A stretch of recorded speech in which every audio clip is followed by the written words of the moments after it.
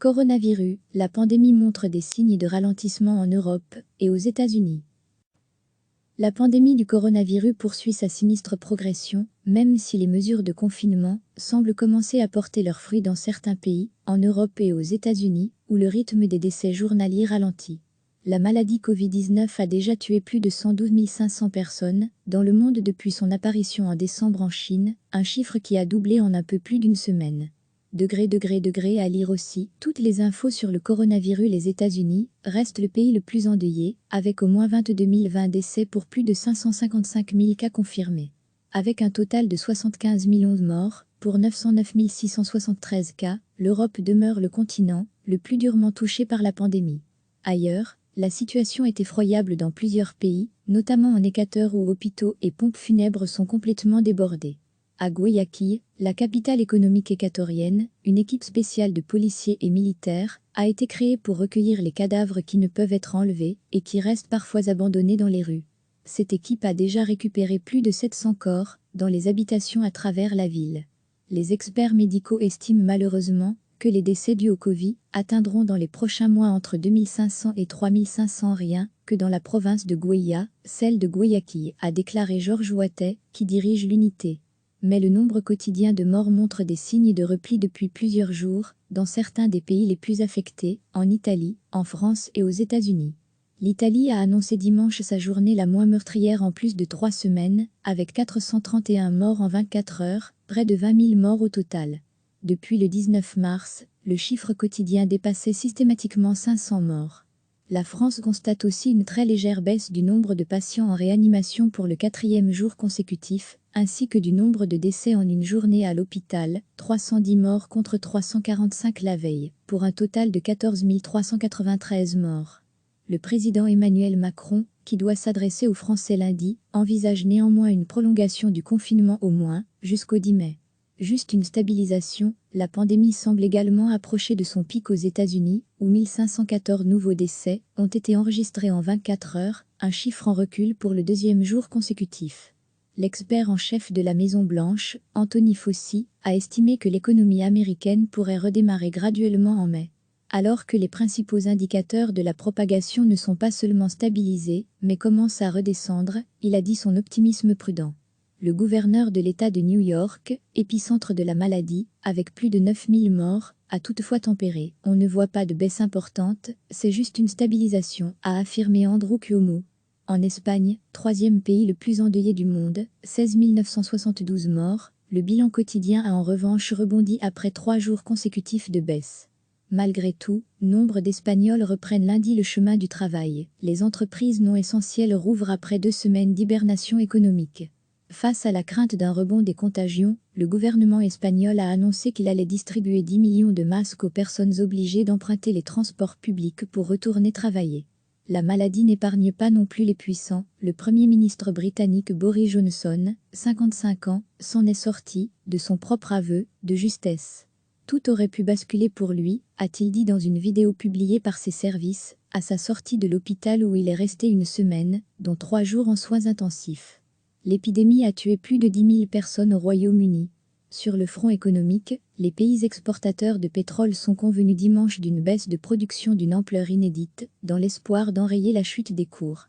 Les prix du brut ont bondi en Asie dès lundi matin. Après plusieurs jours de négociations ardues, une ultime réunion a permis de lever les derniers obstacles à une réduction de l'offre pétrolière de 9,7 millions de barils par jour, MBJ, en mai et en juin. Il s'agit d'un très bon accord pour tous, a tweeté le président américain Donald Trump. En Turquie, le président Recep Tayyip Erdogan a refusé dimanche la démission de son puissant ministre de l'Intérieur, Süleyman Soylu. Ce dernier est critiqué de toutes parts pour avoir pris de court des millions de Turcs vendredi soir, en annonçant l'entrée en vigueur 2 heures plus tard d'une interdiction de sortir pendant le week-end dans les 30 plus grandes villes du pays. Cette annonce au dernier moment a provoqué la ruée de milliers de Turcs paniqués dans les commerces pour y faire des provisions, au mépris des règles de distanciation sociale.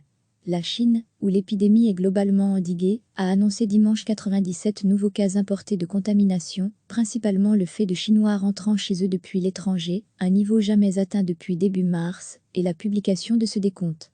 Partout, le confinement pèse sur les humains cloîtrés. Pour les distraire, dans la capitale du Panama, des policiers en uniforme, équipés de masques et de gants, ont interprété plusieurs chansons, dont We Are the Champion du groupe britannique Can sous le regard de résidents ravis, qui sont sortis danser sur les balcons. Recevez chaque matin l'essentiel de l'actualité.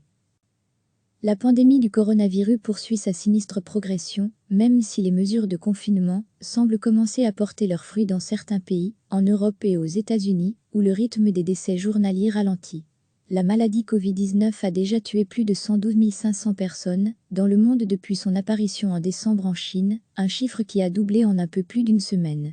À lire aussi, toutes les infos sur le coronavirus. Les États-Unis restent le pays le plus endeuillé, avec au moins 22 020 décès pour plus de 555 000 cas confirmés. Avec un total de 75 millions de morts, pour 909 673 cas, l'Europe demeure le continent le plus durement touché par la pandémie. Ailleurs, la situation est effroyable dans plusieurs pays, notamment en Équateur où hôpitaux et pompes funèbres sont complètement débordés. À Guayaquil, la capitale économique équatorienne, une équipe spéciale de policiers et militaires a été créée pour recueillir les cadavres qui ne peuvent être enlevés et qui restent parfois abandonnés dans les rues. Cette équipe a déjà récupéré plus de 700 corps dans les habitations à travers la ville. Les experts médicaux estiment malheureusement que les décès dus au Covid atteindront dans les prochains mois entre 2500 et 3500 rien que dans la province de Guaya, celle de Guayaquil, a déclaré Georges Ouattet, qui dirige l'unité. Mais le nombre quotidien de morts montre des signes de repli depuis plusieurs jours, dans certains des pays les plus affectés, en Italie, en France et aux États-Unis. L'Italie a annoncé dimanche sa journée la moins meurtrière en plus de 3 semaines, avec 431 morts en 24 heures, près de 20 000 morts au total. Depuis le 19 mars, le chiffre quotidien dépassait systématiquement 500 morts. La France constate aussi une très légère baisse du nombre de patients en réanimation pour le 4e jour consécutif, ainsi que du nombre de décès en une journée à l'hôpital, 310 morts contre 345 la veille, pour un total de 14 393 morts. Le président Emmanuel Macron, qui doit s'adresser aux Français lundi, envisage néanmoins une prolongation du confinement au moins jusqu'au 10 mai. Juste une stabilisation, la pandémie semble également approcher de son pic aux États-Unis, où 1514 nouveaux décès ont été enregistrés en 24 heures, un chiffre en recul pour le 2e jour consécutif. L'expert en chef de la Maison-Blanche, Anthony Fauci, a estimé que l'économie américaine pourrait redémarrer graduellement en mai. Alors que les principaux indicateurs de la propagation ne sont pas seulement stabilisés, mais commencent à redescendre, il a dit son optimisme prudent. Le gouverneur de l'État de New York, épicentre de la maladie, avec plus de 9000 morts, a toutefois tempéré. On ne voit pas de baisse importante, c'est juste une stabilisation, a affirmé Andrew Cuomo. En Espagne, 3e pays le plus endeuillé du monde, 16 972 morts, le bilan quotidien a en revanche rebondi après 3 jours consécutifs de baisse. Malgré tout, nombre d'Espagnols reprennent lundi le chemin du travail. Les entreprises non essentielles rouvrent après 2 semaines d'hibernation économique. Face à la crainte d'un rebond des contagions, le gouvernement espagnol a annoncé qu'il allait distribuer 10 millions de masques aux personnes obligées d'emprunter les transports publics pour retourner travailler. La maladie n'épargne pas non plus les puissants. Le Premier ministre britannique Boris Johnson, 55 ans, s'en est sorti, de son propre aveu, de justesse. Tout aurait pu basculer pour lui, a-t-il dit dans une vidéo publiée par ses services, à sa sortie de l'hôpital où il est resté une semaine, dont 3 jours en soins intensifs. L'épidémie a tué plus de 10 000 personnes au Royaume-Uni. Sur le front économique, les pays exportateurs de pétrole sont convenus dimanche d'une baisse de production d'une ampleur inédite, dans l'espoir d'enrayer la chute des cours. Les prix du brut ont bondi en Asie dès lundi matin. Après plusieurs jours de négociations ardues, une ultime réunion a permis de lever les derniers obstacles à une réduction de l'offre pétrolière de 9,7 millions de barils par jour, MBJ, en mai et en juin. Il s'agit d'un très bon accord pour tous, a tweeté le président américain Donald Trump. En Turquie, le président Recep Tayyip Erdogan a refusé dimanche la démission de son puissant ministre de l'Intérieur, Süleyman Soylu. Ce dernier est critiqué de toutes parts pour avoir pris de court des millions de Turcs vendredi soir, en annonçant l'entrée en vigueur 2 heures plus tard d'une interdiction de sortir pendant le week-end dans les 30 plus grandes villes du pays. Cette annonce au dernier moment a provoqué la ruée de milliers de Turcs paniqués dans les commerces pour y faire des provisions, au mépris des règles de distanciation sociale. La Chine, où l'épidémie est globalement endiguée, a annoncé dimanche 97 nouveaux cas importés de contamination, principalement le fait de Chinois rentrant chez eux depuis l'étranger, un niveau jamais atteint depuis début mars, et la publication de ce décompte. Partout, le confinement pèse sur les humains cloîtrés. Pour les distraire, dans la capitale du Panama, des policiers en uniforme, équipés de masques et de gants, ont interprété plusieurs chansons, dont We Are the Champion du groupe britannique Can sous le regard de résidents ravis, qui sont sortis danser sur les balcons.